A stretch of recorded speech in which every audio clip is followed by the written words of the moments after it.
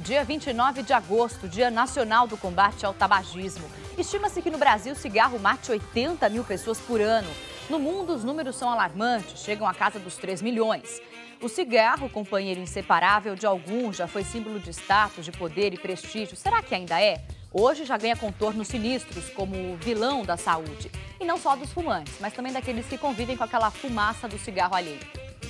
Campanhas de conscientização e alerta, aumento nos impostos, proibição do fumo em locais fechados. São medidas suficientes para acabar ou minimizar o vício?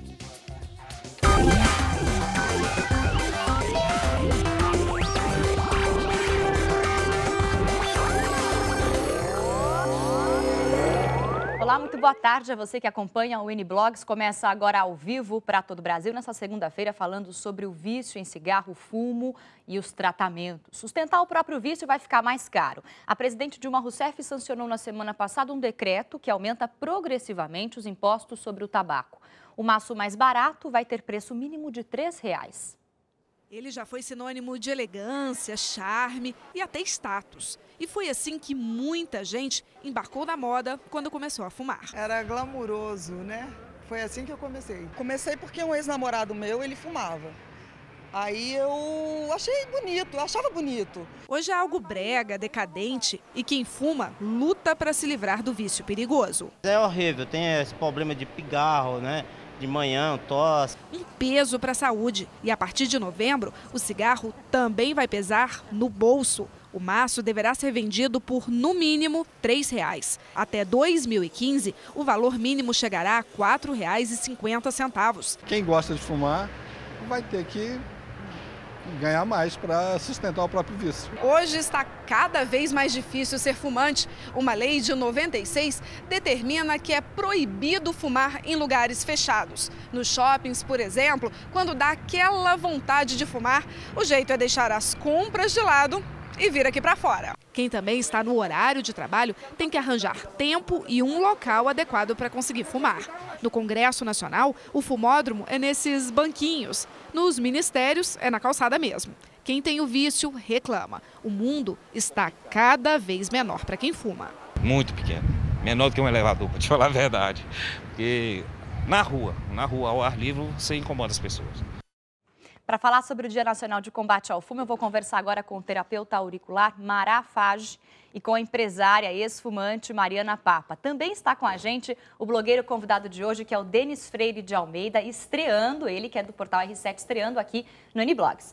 Muito obrigada pela presença, bem-vindos ao Uniblogs. Obrigada. Hoje falando sobre o cigarro, já abrimos com uma reportagem que mostra que o preço vai aumentar, mais uma medida para tentar conter o número de fumantes no Brasil. Isso foi anunciado pelo Ministério da Saúde.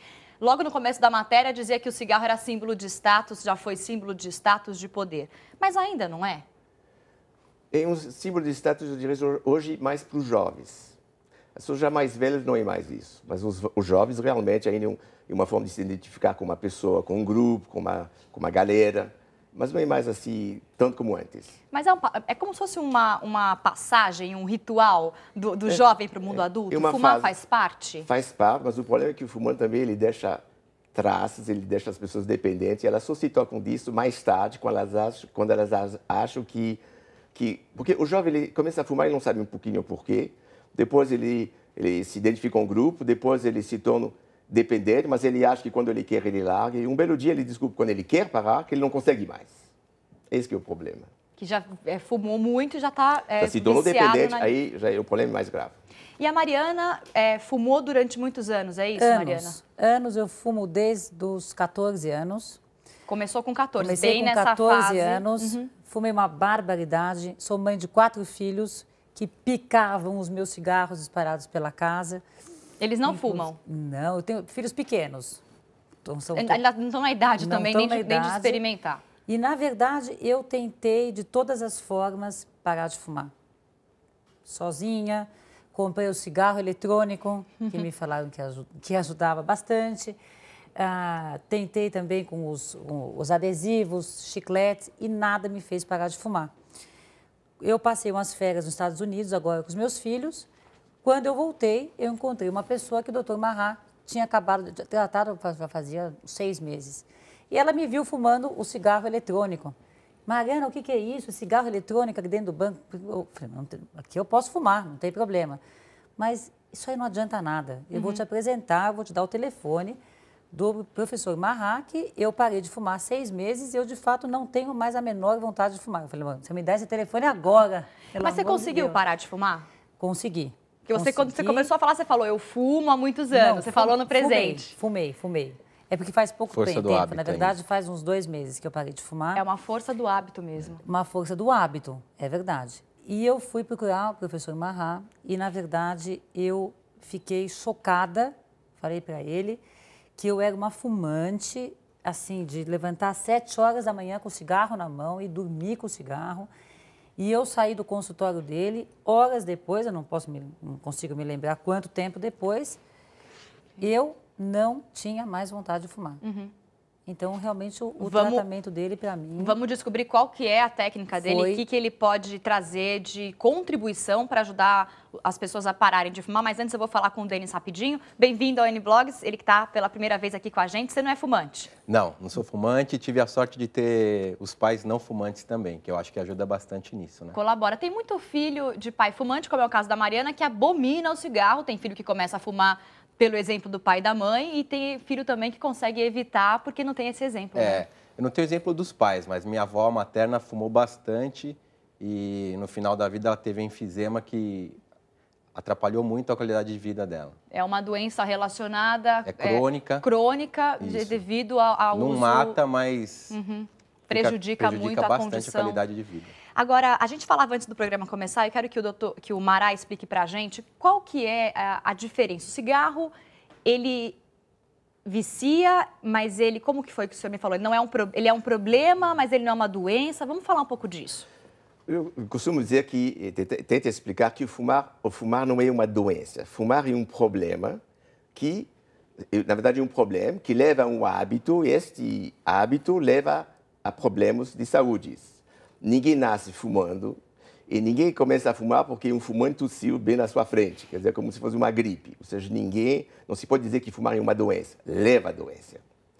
O fato de colocar o termo doença é, no meu entender das coisas, uma maneira de, com isso, poder oferecer medicações para achar que isso resolve. Mas eu não vejo medicações que resolvem problema e eu entendo que fumar realmente é um problema que leva a doenças. O remédio pode ajudar as doenças relacionadas ao cigarro, mas não o problema de fumar, o prazer de fumar. Essas medicações não vão resolver um problema, vão resolver os problemas de saúde que foram causados pelo fato de fumar.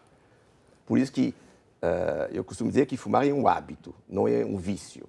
Ele torna a pessoa viciada com o passar dos anos devido à substância chamada nicotina, mas ninguém nasce fumando ou fuma porque alguém tossiu dentro do elevador porque fumava. Mas aí a nicotina causa um vício, uma dependência, que aí já é uma outra questão, né? Isso. A nicotina, ela causa dependência. Tem uma dependência... Quer dizer, perdão. O ato de fumar leva a 2 tipos de dependência. Uma dependência física e uma dependência psíquica. Bom, o tratamento que eu aplico, ele trata da dependência física. A dependência física quer dizer o seguinte, a nicotina é uma substância que cria uma dependência física, para começar, e cria também todos os problemas circulatórios cardiovasculares. São as 2 coisas que a nicotina causa. Ou seja, a finalidade do tratamento é fazer com que o organismo do meu paciente, do meu fumante, na verdade, não sente mais a falta da nicotina. Se eu consegue fazer com que o organismo do fumante, não a cabeça dele, mas o organismo dele não sente mais a falta da nicotina, a pessoa simplesmente esquece de fumar. Mas como é feito sem isso? todas aquelas reações que acontecem quando o paciente sozinho quer deixar o cigarro. Mas como? Como é possível? Porque a gente vê, por exemplo, o chicletinho, pode mascar o chicletinho, pode aquele adesivo que pode colar no corpo. Ou seja, eu vou tentar explicar. Existem os grandes meios que são hoje utilizados pela classe médica para tentar ajudar as pessoas a deixar de fumar. São 2, basicamente, hoje em dia. O primeiro é o que se chama de reposição de nicotina, onde simplesmente a nicotina é reposta para dentro do organismo do fumante, via diversos caminhos, que começa com supositório, bala, pastilha, chicletes, adesivos. O ano que vem vai ter shampoo e pasta de dente, porque os laboratórios sempre vêm criando novidades. Ou seja, existe reposição de nicotina. A nicotina a mesma nicotina que existe no cigarro é reposta dentro do organismo do fumante via um outro caminho. A reposição de nicotina, na verdade, é uma forma de continuar fumando sem a fumaça. Só isso a diferença. Sem o ato de levar ao cigarro à boca. Tanto que esses cigarros eletrônicos que foram proibidos na maioria dos países europeus e hoje nos Estados Unidos, que não são nem um pouco recomendados, eles, na verdade, contêm muito mais nicotina que os próprios cigarros. Só que isso ninguém sabe, não é informado, é difícil descobrir essa informação.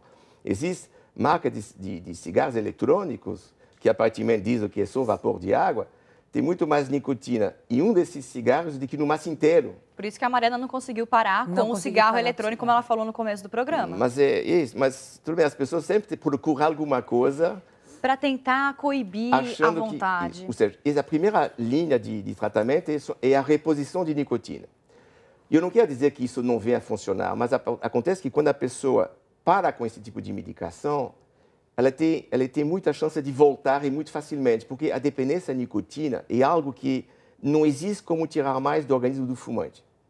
Quando eu trato o fumante, eu faço o organismo dele não sentir a falta da nicotina, eu coloco como se fosse essa dependência num estado de hibernação. De uma vez, a pessoa não precisa sentir nada, não sofre nada, não costuma ter grandes dificuldades, é super tranquila e imediata. Mas ela continua dependente da nicotina para o resto da vida. Se um dia ela brincar, pode ser daqui a 20 anos, no mesmo instante ela voltará. A única coisa é que não usa nenhuma substância médica, não tem reposição de nicotina. A pessoa nenhuma substância química? Não usa nenhuma. Simplesmente a pessoa não sente mais a necessidade física, ela perde o interesse para o cigarro. Você sentiu isso? Senti. Você sentiu fácil? Eu senti, olha, eu coloquei uns cristais na orelha. Não tem cristais, adesivos. Os adesivos na orelha.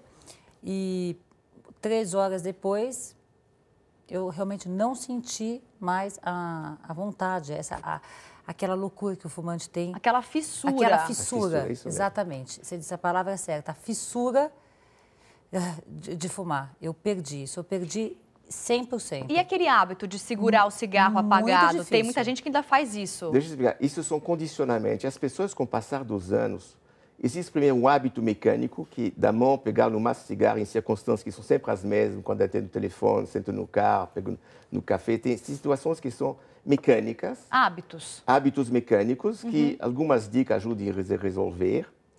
E simplesmente... Mas eu queria voltar ao assunto anterior, porque você me perguntou o que existe para parar de fumar. Existe a reposição de nicotina, que é perigosíssimo em certas situações, até inclusive perigosíssimo.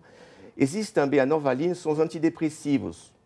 Na verdade, os antidepressivos sempre existiam e se observava que as pessoas que tomavam antidepressivos perdiam, entre outras coisas, também a vontade de fumar, como um dos efeitos colaterais que foram sabidamente usados pelos laboratórios para dizer que agora são remédios para deixar de fumar. Na verdade, mudou-se o nome do remédio e continua o remédio exatamente o mesmo que o anterior. Porque, na verdade, você está me dizendo que o vício de fumar não é uma doença, mas é um problema. Então, como que você usa um remédio para curar algo que, na sua opinião, na sua visão, não é uma doença? Essa que é a questão. Exatamente. Ou seja, o antidepressivo não quer dizer que ele não faz efeito para uma pessoa não parar de fumar. Ele faz a pessoa ficar tão apática que, entre outras coisas, também perde a vontade de fumar. Quer dizer, e muitas vezes se associa as duas coisas, os antidepressivos e a reposição de nicotina. Quer dizer, pode vir a funcionar, não quer dizer que não funcione, mas usar um tiro de canhão muito forte para derrubar uma mosca, na verdade. Nossa. Ou seja, e tanto que, desde janeiro desse ano, nos Estados Unidos, todos esses antidepressivos, já era assim na Europa, e assim na Europa e nos Estados Unidos, não estão nada aconselhados para essa finalidade de deixar o cigarro. Porque os efeitos colaterais, inclusive foi documentado há pouco tempo atrás na imprensa brasileira, que os efeitos colaterais dessas medicações são muito maiores do que o benefício que isso pode trazer. Quer dizer, ainda é algo a se debater, a conversar, a colocar na roda para poder discutir qual é a melhor forma de trabalhar com o vício do cigarro, esse problema adquirido pelo fumante. Eu imagino que o Denis, que não fuma, deve ter sentido alguma diferença nas pessoas que fumam com aquelas medidas que não poder fumar em lugar público. É engraçado, porque jornalista, eu já estou há 18 anos na profissão, e quando eu entrei na redação, podia se fumar na redação ainda, assim, no seu lugar. O cigarro era quase algo que era uma extensão do jornalismo. Da profissão, era a caneta numa mão e o cigarro na outra, né? E o que eu vejo é uma diminuição muito grande dos fumantes, até nesse grupo de risco, se é que a gente pode dizer assim, que são os fumantes. Eu tenho um filho adolescente de 16 anos também que abomina cigarro. Então, em volta, assim, no meu entorno, eu vejo uma diminuição muito grande das pessoas que fumam. A exigência de se ir ao fumódromo, se sair da empresa para fumar, isso inibe bastante. E eu acho que os fumantes começam a ficar até incomodados em incomodarem os outros, né? E é uma questão de, às vezes, diminuir, de terminar, de parar ou de diminuir o número de cigarros diários? Isso pode ajudar a levar... Eu acho que essa inibição até a própria sociedade, quem não fuma... Agora pressiona, não fume do meu lado. Né? Olha feio, abana, né? Vai para o seu espaço aliás, segregado. Mais que isso, eu vejo amigos meus que fumavam e pararam de fumar. E eles são mais contra cigarros do que eu. Eles ficam piores, assim, potencializa a vontade de não sentir o cheiro da fumaça. Bom, vamos continuar conversando, mas antes vamos ver mais uma reportagem que, além de ser proibido fumar em lugares fechados, que é o que a gente está falando com o Denis aqui, imagine se também fosse proibido fumar na praia, num balneário francês. Isso já acontece. A medida foi adotada e agradou turistas e moradores. A implantação desse tipo de praia está sendo estudada em toda a Europa. Quem tem um cigarro na mão precisa tirar os pés da areia. O aviso indica, na praia de Lumière, o fumo está proibido. A pequena vila de La Ciotat, no sul da França, é a primeira cidade europeia a banir fumantes de uma de suas praias. Quem desobedecer paga multa equivalente a R$80. Para essa turista, a nova lei incentiva as pessoas a não fumarem durante o dia. Esse estudante, por outro lado, afirma que não se incomoda com o cigarro ao ar livre. A França já vetou o fumo em bares, cafés, restaurantes por uma questão de saúde pública. Mas a proibição em La Ciotat tem como alvo uma outra preocupação comum às cidades europeias: a limpeza urbana. As bitucas deixadas na areia foram o principal motivo para a lei, que pode ser polêmica, mas tem garantido praia lotada todos os dias. O Mará, que está com a gente aqui, é francês. Isso é uma tendência na Europa, essa praia específica? Na verdade, os americanos começaram antes dos franceses, porque os americanos nas praças, nas ruas, em todos esses lugares já é proibido. Mas o início tem que começar de uma certa forma. E eu acho realmente inconfortável você estar numa praia. Eu vivo isso aqui em Juqueí, onde o meu vizinho de barraca fuma um charuto na praia. Quer dizer, eu não posso proibir porque a praia é de todos, mas realmente o vento vem do mar e quem está atrás da barraca automaticamente vai fumar também. É o fumante passivo na praia. Vamos aproveitar para perguntar para o Mará. Acho que uma coisa muito importante saber qual o perfil de quem procura o tratamento que o senhor oferece, o tratamento para combater o tabagismo. É mulher, é homem, faixa etária? Vamos falar um pouquinho disso.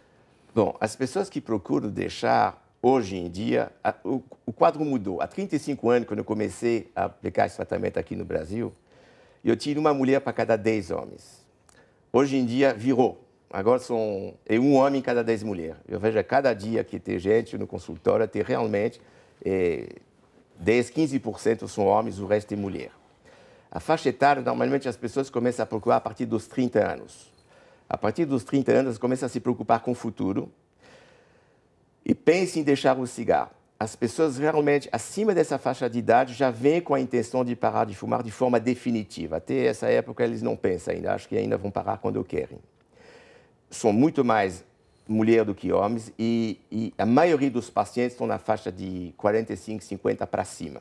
Então, quer dizer, pessoas que já fumaram há muitos anos, provavelmente. Já fumaram, já estão na fase madura. As pessoas já têm 20, 30, 40 anos de... O que para mim não é um problema, porque o mais interessante é que a técnica que eu aplico, ela trata da dependência física. Para mim, quanto mais a pessoa fuma, mais tempo a pessoa fuma, mais cigarro ela fuma, maior são as chances de êxito. Por isso que você vê que eu não trato pessoas jovens, muito poucos. Primeiro, porque não me procura. E mesmo quando me procuram, eles não têm um nível de dependência suficientemente alto para eu poder atingir e atuar nessa dependência nicotina. É a mesma coisa que dar uma aspirina para uma pessoa que tem uma dor de cabeça muito pequena, muito leve. Praticamente não vai nem perceber se fez efeito. Enquanto se ele tivesse uma dor de cabeça mais forte, teria feito efeito. Vamos continuar falando sobre isso daqui a pouquinho, mas antes eu vou conversar com o Denis Freire de Almeida, que é o nosso blogueiro convidado de hoje. Ele que trabalha no Portal R7, tem um blog sobre o quê, Denis? Sobre carros. Muito legal. Vamos, o que tem lá hoje? Hoje a gente faz notícias do mundo, curiosidades, lançamentos. Além do blog, tem editoria de carros também, mas o blog fica especificamente em notícias mais curiosas sobre o mundo do carro, né? E aproveitando o gancho, carros de fumante desvaloriza mais que carro de não fumante. Olha aí, então se você quiser dar uma lidinha no blog, que o Denis está à frente aí, junto com a editoria Carros, r7.com/blogs/carro, entre, faça o seu comentário e leia os textos do Denis, que é o blogueiro convidado de hoje aqui do N-Blogs. A gente falou bastante no primeiro bloco sobre a técnica, quem procura o tratamento. Agora, a grande preocupação da pessoa que quer parar de fumar, né? Se ela vai ficar estressada, como que funciona? As pessoas querem saber se vão sofrer, se vão engordar. Meu paciente não costuma sofrer uma vez que, como eu tiro a dependência da nicotina, o organismo não sente a falta da nicotina, ele esquece o cigarro. E como ele não esquece o cigarro, ele não fica subindo nas paredes, ele não fica ansioso. E como ele não fica ansioso, ele não come, ele não substitui a falta do cigarro por outra coisa, porque não tem falta do cigarro. Porque geralmente o fumante, quando ele tenta deixar de fumar sozinha, ele troca o cigarro por outra coisa. Um saco de bala, né, Mara? Vem aquele saco de bala embaixo do braço, vai comendo uma bala atrás da outra. Nesse tratamento meu não é comum, é muito difícil uma pessoa engordar. Ele não quer sofrer, ele não sofre porque não sentir a falta da nicotina, não aparecem as reações que são resultado dessa falta da nicotina. Ou seja, o paciente ele esquece. Insônia, irritabilidade. Nada disso. Ele para na hora. Se as reações como nervosismo, ansiedade, insônia, praticamente isso não acontece. E ele esquece. É só isso. Não fica ansiosa, não come. Quer dizer, ele fica feliz. Muito bacana o trabalho do Mará. Entre no site dele, www.fumo.com.br, pegue outras informações, se informe, leia e, quem sabe, procure para você um tratamento para parar de fumar. O N-Blog de hoje vai ficando por aqui. Agradeço a participação do Mará Fage. Obrigada. Obrigada a todos.